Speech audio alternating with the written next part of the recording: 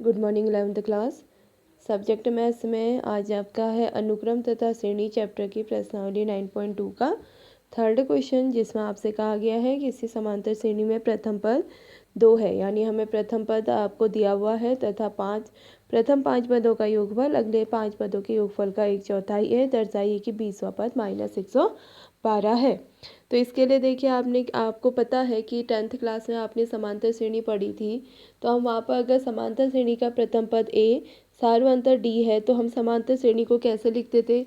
पहला पद ए, दूसरा पद ए प्लस डी, तीसरा पद ए प्लस 3d, ऐसी चौथा पद ए प्लस 3d, ऐसे करके आपका निकलता था ए प्लस 2d, ए प्लस 3d। ये आपकी श्रेणी बनती है, ये आपकी 10th क्लास में है। तो अकॉर्डिंग टू क्वेश्चन, और इसी को अगर हम A1 A2 A3 भी कहते थे, यहाँ पर जहाँ A1 आपका प्रथम पद होता है, A2 आपका द्वितीय पद होता है जिसकी वैल्यू A प्लस डी होती है, तीसरा आपका इसमें ए प्लस 2d तीसरा पद होता है यानी A3, ए प्लस 3d चौथा पद होता है A4, और सो ऑन। फिर उसके बाद आपसे प्रश्न में कहा गया है प्रथम 5 पदों का योगफल अगले 5 पदों के योगफल का 1/4 है। मीन्स प्रथम 5 पद आपके कौन से होंगे? अगर आप यहाँ से देखते हैं A1 A2 A3 और A4, इनका योग मीन्स प्लस में लिख देंगे, इक्वल अगले 5 पद कौन से होंगे? A6 A7 A8 A9 और A10। तो 1/4 into A6 plus 8 7 plus A8 plus A9 plus A10। अब प्रश्न के हिसाब से जो आपकी श्रेणी है, हमने वहाँ पर इनकी वैल्यू रख दी। A1 को हम प्रथम पद कहते हैं तो हमने A की जगह A रखा। A2 आपका दूसरा पद होता है तो उसकी जगह A प्लस डी रखा। A3 में A प्लस 2d, ऐसी हमने सारे पदों की मान यहाँ पर रखे। फिर इसको हम सॉल्व करेंगे, A वाले टर्म एक साथ, B वाले टर्म एक साथ, 4 से क्रॉस मल्टीप्लाई कर दीजिए। तो आपका जो हमारे यहाँ पर रिलेशन आ गया 15A इक्वल टू हो गया -5d, means d equal to -15A/5 means -3a हो गया। आपको 3a यहाँ पर d का मान निकल गया। अब यहाँ पर आप लिखेंगे सिंस a इक्वल टू आपके पास कितना है? 2 है, प्रश्न में आपको दे रखा है a इक्वल टू 2, तो d इक्वल टू कितना हो जाएगा? -3 इंटू 2 इक्वल टू -6। अब क्वेश्चन में ये कहा था कि आपको 20वां पद आपको -112 दिखाना है, तो 20वें पद के लिए हम क्या डिनोट करते हैं? A20, और A20 का फॉर्मूला क्या हो जाएगा? A plus 20 - 1 into D means A plus 19d। ये सब आपका 10th क्लास का है। A की वैल्यू रख दीजिए, D की वैल्यू रख दीजिए, उसको हल करेंगे तो -112 आएगा। इसी में फिर है 4th क्वेश्चन, जिसमें आपसे कहा गया है समांतर श्रेणी के कितने पदों का योगफल -25 है। ये आप 10th क्लास में कर चुके हो। हम इसे मान लेते हैं कि माना समांतर श्रेणी के n पदों का योगफल -25 है। तो पहले आपने AP लिखी, यहाँ पर आप लिखेंगे माना AP के n पदों का योगफल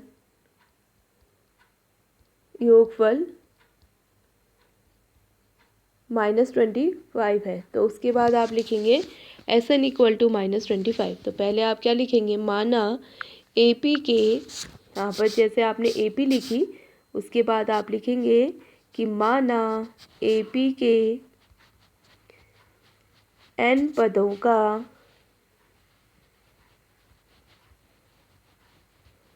योगफल बराबर -25 लिखेंगे। देन उसके बाद SN इज इक्वल टू हो जाएगा, योगफल को हम SN से डिनोट करते हैं -25। पहला पद A इक्वल टू -6, सार्वअंतर आपको यहाँ पर सीरीज से आप निकाल सकते हैं, द्वितीय पद माइनस प्रथम पद मीन्स -11/2 प्लस 6, तो इससे आपका D भी निकल जाए। अब आपको सूत्र पता है SN का, SN इज इक्वल टू होता है n/2 2a plus n-1 into D। तो हमने इससे यूज़ किया इसका हमने इस फॉर्मूले का यूज़ किया, तो आपके पास यहाँ पर SN की जगह -25 रख देंगे, तो क्या बनेगा? n/2 2a plus n-1 into D। ये आपका यहाँ पर फॉर्मूला है, n/2 2a plus n-1 into D is equal to -25।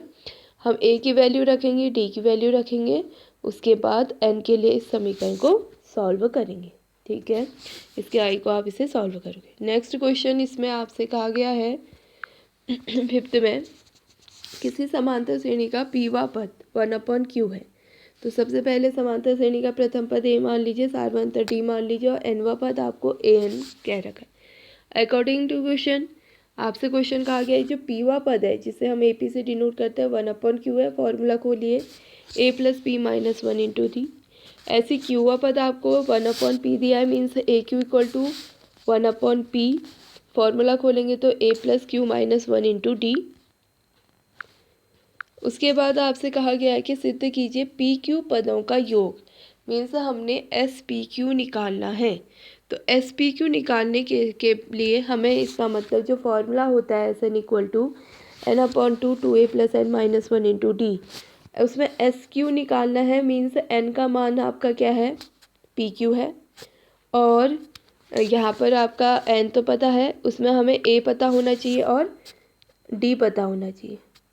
a पता होना चाहिए और इसके लिए d पता होना चाहिए। तो इसके लिए अभी हमने दो समीकरण बनाई। पहली बनाई क्या, यहाँ पर a + p - 1 × d = 1/q। दूसरी हमने बना रखी है a + p q - 1 × d = 1/p। अब एक बार इन समीकरण को घटा दीजिए, जिससे a कैंसिल हो जाएगा तो d निकल गया। इस d का मान समीकरण 1 या 2 किसी में भी रखिए, उससे a निकल जाएगा। फिर हमने PQ पदों का योग निकालना है, यानी SPQ। फॉर्मूला यूज़ करेंगे, यहाँ पर SN = हो जाएगा, इसको SN लिखेंगे n/2 2a + n - 1 × d। n की जगह आप PQ रखेंगे, a का मान रखेंगे और d का मान रखेंगे। फिर इसको आप सॉल्व करेंगे। इसके बाद है 6th क्वेश्चन, जिसमें आपसे कहा गया है यदि किसी समांतर श्रेणी के कुछ पदों का योगफल 116 है तो अंतिम पद ज्ञात कीजिए। जैसा कि आपको पता है अंतिम पद मीन्स nवां पद होता है, तो हमें इसके लिए सबसे पहले पदों की संख्या पता होनी चाहिए। तो पदों की संख्या पता करने के लिए आपको पहला पद दिया हुआ है 25 और दूसरा पद दिया है 22। तो प्रथम पद a पता चल गया है 25, d निकालने के लिए a2 - a1 करेंगे, d निकल जाएगा। SN का फॉर्मूला यूज़ करोगे तो उससे आपका क्या निकलेगा, n का मान निकलेगा। क्योंकि आपको पता है, ये 10th क्लास में भी पढ़ चुके हैं आप, कि जो n होता है वो हमेशा पूर्ण संख्या होती है, अपॉन वाली संख्या नहीं होती है। तो इसलिए यहाँ पर n = 29/3 संभव नहीं होगा, तो इसलिए n का मान यहाँ क्या हो गया, 8। फिर हमको लास्ट पद निकालना है, तो an = a + n - 1 × d का सूत्र इसमें यूज़ करेंगे।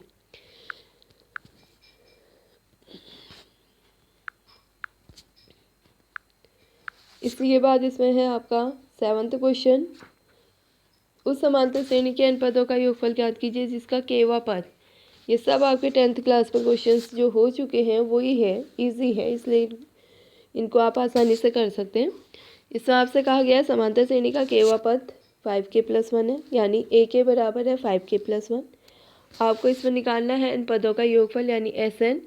तो हमको n पता है, a और d निकालने हैं। तो a के लिए आपको पता है a का मतलब होता है प्रथम पद, तो k की जगह 1 रख दीजिए, प्रथम पद निकल जाएगा। d निकालने के लिए फॉर्मूला होता है a2 - a1, तो हम k की जगह 2 रख देते हैं, तो उससे हमारे पास a2 निकल जाएगा। d, अब फिर हमने AP निकाल ली। उसके बाद प्रथम पद पता चल गया, दूसरा पद पता चल गया, तो सार्वंतर d होता है a2 - a1। उसके बाद आप इसका फॉर्मूला यूज़ करोगे, SN = n/2 2a + n - 1 × d। इससे आपका SN निकल जाएगा। फिर इसी में आपका है 8th क्वेश्चन, जिसमें आपसे कहा है किसी समांतर श्रेणी के n पदों का योगफल Pn + Qn² है, जहाँ P तथा Q अचर हो तो सार्वंतर ज्ञात कीजिए। देखिए इसमें जो SN होता है, हम SN कहते हैं, मीन्स प्रथम n पदों का योगफल, प्रथम n पदों का योगफल। एक तो मैंने आपको इसमें फॉर्मूला बताया था कि अगर SN दिया होता है तो हम AN = क्या कहते हैं, SN - SN - 1 कहते हैं। आप इस फॉर्मूले का भी यूज़ कर सकते हैं। दूसरी मेथड में आपको सिखा रही हूँ, इस फॉर्मूले का यूज़ करिए, या दूसरी मेथड में आपको सिखा रही हूँ उसमें कि आपसे कहा गया एसएन दिया है, एसएन का मतलब होता है प्रथम n पदों का योगफल, यानी स्टार्टिंग जहाँ से सीरीज हो रही है उनके n पदों का योगफल।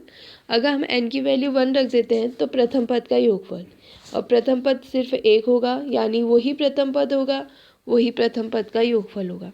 अगर हम n की जगह 2 रख देते हैं तो प्रथम 2 पदों का योगफल, जिसे हम क्या कहते हैं, a1 प्लस a2, राइट। तो हमें a1 पता है, s2 पता है, तो यहाँ से हम a2 यानी दूसरा पद निकाल सकते हैं। फिर सार्वंतर का फॉर्मूला क्या होता है, a2 माइनस a1। तो देखिए इस क्वेश्चन में क्या करना है। सबसे पहले हमें यहाँ पे n पदों का योगफल दिया था, मैंने n के स्थान पर 1 और 2 रखा, तो s1 निकल गया आपका, यानी प्रथम पद, a1 निकल गया। ऐसे n बराबर 2 रखने पर हमारे पास s2 निकल गया। s2 का मतलब अभी मैंने बताया था प्रथम 2 पदों का योगफल, a1 plus a2 is equal to 2p plus 4q। उसके बाद a1 की वैल्यू यहाँ पर आप रखेंगे तो p plus q is plus a2 is equal to 2p plus 4q आएगा।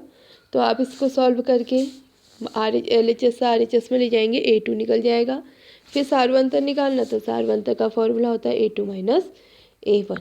उसके बाद नेक्स्ट इसके फिर मैं क्वेश्चन अभी जो 9th 10th हैं वो थोड़ा अलग हैं, वो आपको इसमें समझ नहीं आएंगे, इसलिए वो मैंने छोड़ा है। जो इजी हैं उसमें से आप देखिए 13th, उनको मैं फिर कराऊंगी। 13 में आपसे कहा गया है कि किसी समांतर श्रेणी के n पदों का, जैसे अभी बताया था वही चीज़ है, n पदों का योगफल 3n स्क्वायर प्लस 5n है। इसका mवां पद 164 है, तो m ज्ञात करना है।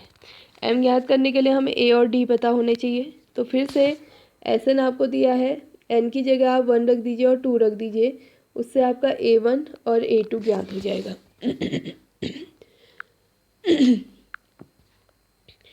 a1 और a2 ज्ञात हो गया।